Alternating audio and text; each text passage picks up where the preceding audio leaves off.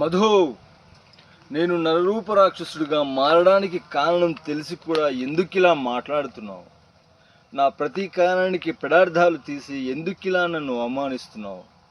నా కన్న తండ్రి చావుకు బాధ్యులు ఎవరో తెలిసి కూడా తల వంచుకొని బ్రతకమంటావా? అమాయకురాలైన మా అక్క నిండు ప్రాణాలు తీసిన దుర్మార్గులకు బుద్ధి చెప్పకుండా మౌనంగా ఊరుకోమంటావా? నాకు ఆశ్రయం కల్పించారనే నెపంతో సుజాత గారిని దారుణంగా పొడిచి చంపితే తెలిసి కూడా చేతులు మూడ్చుకుని కూర్చోమంటావా? కనీసం నన్ను మనుషుల మధ్య కూడా బ్రతకనివ్వకుండా చేసిన మీ నాన్నను ఏమీ చేయకుండా ఊరుకోవాలా? చెప్పు. డైలాగ్ చెప్పావు కానీ నవ్వుకుంటే చెప్పినాయి. మధు, నేను నరరూప రాక్షసుడిగా మారడానికి కారణం తెలిసి కూడా ఎందుకిలా మాట్లాడుతున్నావు? నా ప్రతీకారానికి పెడార్థాలు తీసి ఎందుకిలా నన్ను అవమానిస్తున్నావు? నా కన్న తండ్రి చావుకు బాధ్యులెవరో తెలిసి కూడా తలవంచుకొని బ్రతకమంటావా? అమాయకురాలైన మా అక్క నిండు ప్రాణాలు తీసిన దుర్మార్గులకు బుద్ధి చెప్పకుండా మౌనంగా ఊరుకోమంటావా?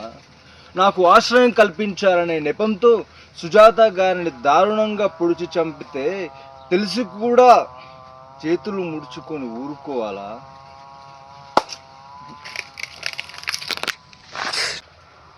మధు, నేను నరరూప రాక్షసుడిగా మారడానికి కారణం తెలిసి కూడా ఎందుకిలా మాట్లాడుతున్నావు? నా ప్రతీకారానికి పెడార్థాలు తీసి ఎందుకు నన్ను ఇలా అవమానిస్తున్నావు? నా కన్న తండ్రి చావుకు బాధ్యులు ఎవరో తెలిసి కూడా తల వంచుకొని బ్రతకమంటావా? అమాయకురాలైన మా అక్క నిండు ప్రాణాలు తీసిన దుర్మార్గులకు బుద్ధి చెప్పకుండా మౌనంగా ఊరుకోమంటావా?